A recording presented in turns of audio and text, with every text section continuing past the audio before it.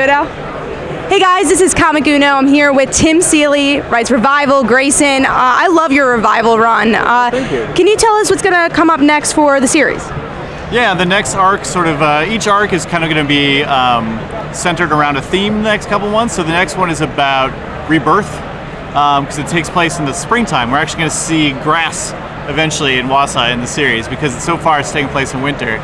But yeah, now we'll move towards the sort of rebirth of spring, and that brings with it a whole bunch of new problems. So it's not always good rebirth. Now, one of my favorite characters is M. I think she's such a unique character. What made you decide to bring her into the story and just have this great relationship with her sister, but then her father not knowing that she's a revival and then against her revivals? Can you tell us more about that? Yeah, well, I mean, M is sort of my take on sort of, when you're a teenager and you only see things from a smaller viewpoint because you're so used to, you grow up in a very closed way in high school, and she's just starting college, so she's lived an entire life and starting over, and now she's sort of like this unbound character. So all these things that she couldn't do before, all these restrictions she felt, now she's kind of almost dangerously free spirit.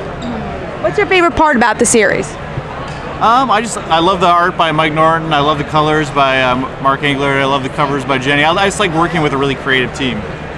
And of course you write Grayson also, so could you tell us what's coming up for Grayson and the process of really recreating Dick Grayson in a way? Yeah, I mean, DC just asked us what we would do if Dick Grayson was a spy, so we just had to come up with a good story of Dick as, a reason for that to work, and I think what we came up with works pretty cool. So it's just an honor to get to work on a character that has a 74-year history and who I grew up reading about and stuff. So, but yeah, I mean, the process basically is just Tom and I talk about what we want to see in the book, and then we split the scripts up. So I did the first 2. He did Future's End in issue 3. I did 4. He did 5. I did 6 and 7. So it's going to be like that. But we just kind of try to, play to our own strengths and try to make a book that we both like.